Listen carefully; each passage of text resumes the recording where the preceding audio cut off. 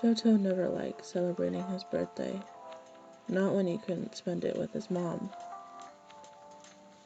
He would have breakfast with his sperm donor and siblings as a front for the media, though.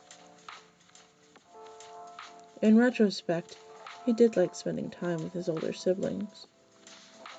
Saturday morning was filled with his father, if you could even call him that. His vision, his dream. Him. Then at noon, he got to go to lunch with his family. It felt more like a schedule than a birthday. He tried to go and visit his mom, but Endeavor had restricted his access, so he couldn't see her. He decided to call it a day early and head back to the dorms, since tomorrow was a school day after all. Once he had walked into the common area, he was jump scared. Surprise! Surprise! What's going on? Well, it's your birthday, Shoto, and we wanted to do something nice for you. Midoriya spoke. Yeah, all of us pitched in together and we're gonna go out to eat! Mina exclaimed. Yeah, we'll take care of everything, and you just get whatever you want. And relax and talk with us, Kirishima added. Is everyone going? Shoto had questioned. Well, we got Bakugo to agree too, Midoriya answered. Is it just Class 1A? Well, yeah. Do you want some of the other kids from the other classes to join? No, it was just a curiosity. Well, let's go then, Sarah rushed.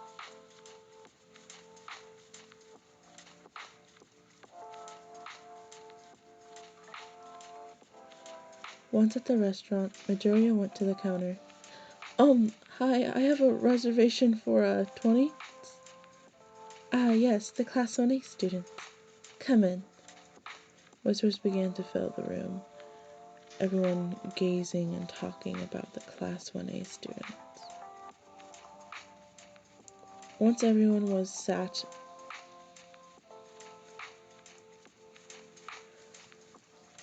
after everyone was sat and everyone had ordered, conversation flowed through the large group. Different people cutting in and out of conversations,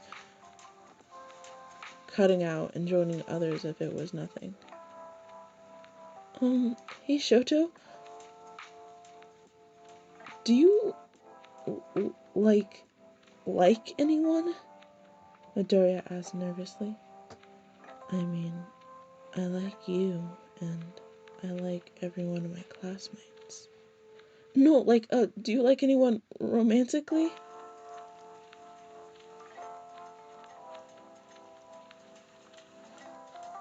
Lying in his bed, he thought about what Midoriya had said. He continued to repeat the question to himself. Do I like anyone romantically? Romantically like someone? The thought had taken a back burner to his other responsibilities in life. I guess he's never thought about it. He wondered what it would like to be in a relationship. All the good things they can do together. But not just the good things. The downs that they would have together. Would it be okay for a pro hero to date someone? Would the responsibilities that he has get in the way of their relationship? Would this just take another back burner when he got out of school? All these questions came flooding to him.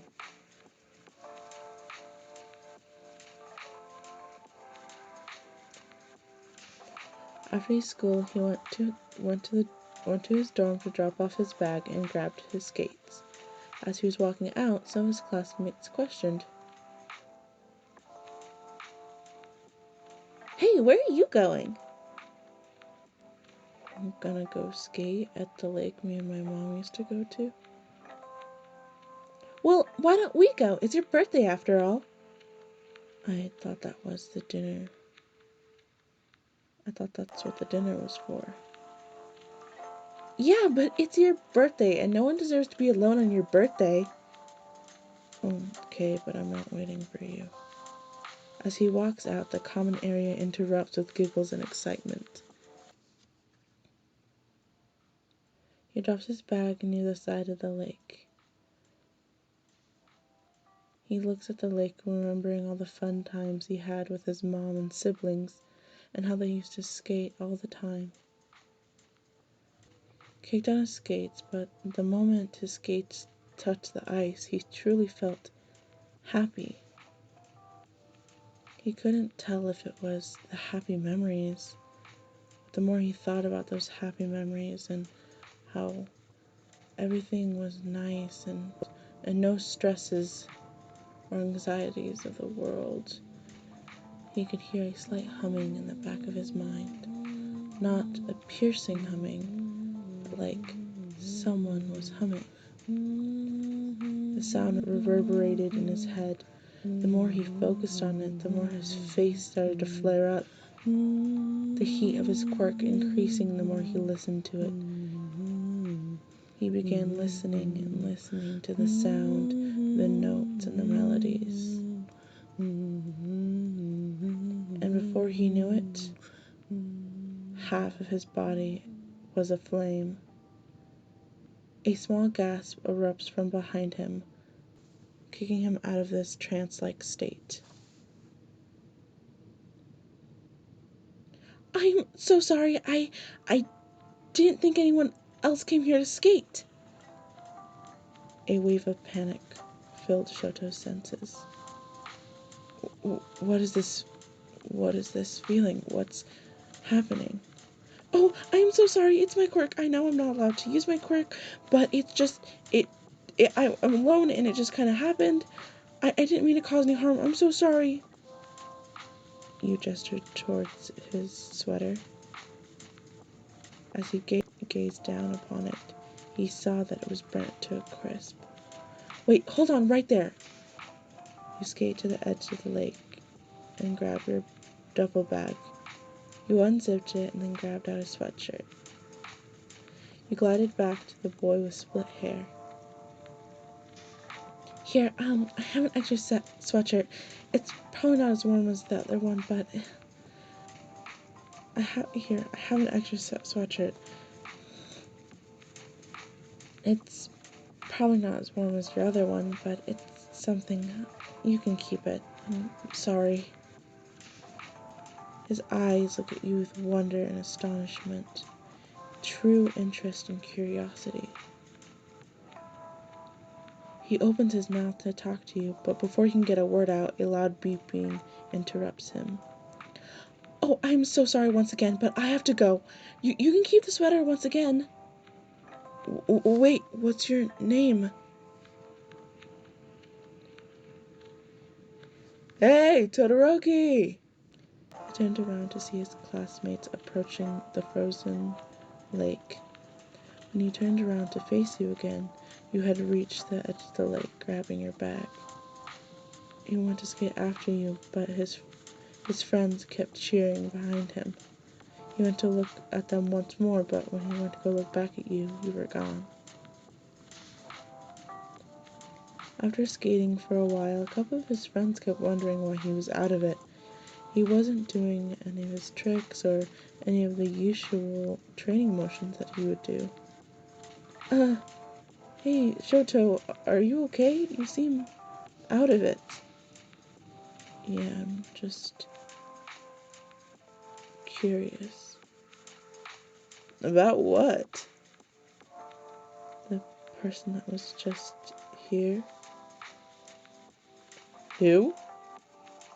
The person that was here and then ran off.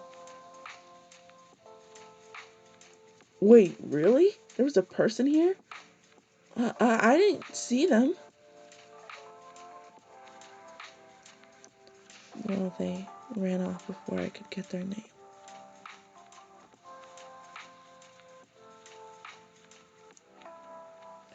I want to check something. I'd like to see Ray Todoroki. I am so sorry, but Ray is unavailable to have visitors at the moment. When can I see her next? When she is feeling up to it.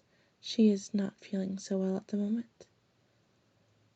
That was the excuse the hospital made every time when Endeavor made it impossible to talk to her. Shoto was frustrated that he couldn't see his mother. He starts to walk off, frustrated and angry, in a sea of muddled thoughts of why, when, how cruel, and what does he hope to accomplish. As he's about to exit the double doors, it feels as he got washed to shore safely. That sea that he was drowning in of muddled thoughts just slowly fade away, and the slightly familiar humming returns and reverberates in his brain, every note a soft kiss to his worried mind. He turns his head frantically, looking for the sound. He follows the sound, and it gets louder and louder. He gets more excited. He quickly turns around the corner and bumps into you. I'm so sorry there. I didn't see you. Oh, it's you. Sorry about your sweater. Oh, what are you doing here? Oh, I work here. What are you doing here? I was, going to see my mother, because it's my birthday. Oh, I'm so sorry. Well, what's stopping you from seeing your mother? My father has restricted times I can go and see her. Well, who is she? Maybe she's in my ward. She's Ray Todoroki. Oh, you're Ray's son. Shoto, right? How did you know? Your mother talks a lot about you. Plus, I'm the one who sneaks your letters to her. She's not allowed to get my letters? Not a single one. But after hearing her story, I could never look at the new #1 hero the same. Slightly up the hall, and when you notice that Shoto isn't following you, you turn back. You coming or not? What? It's your birthday, and there's no way in hell I'm not letting you see her. Not if I have any say in it, and right now, I have a lot of say in it. You two walk together, having casual conversation. Since already knowing a lot about him, it was really just learning what he thought of the whole situation and from his perspective.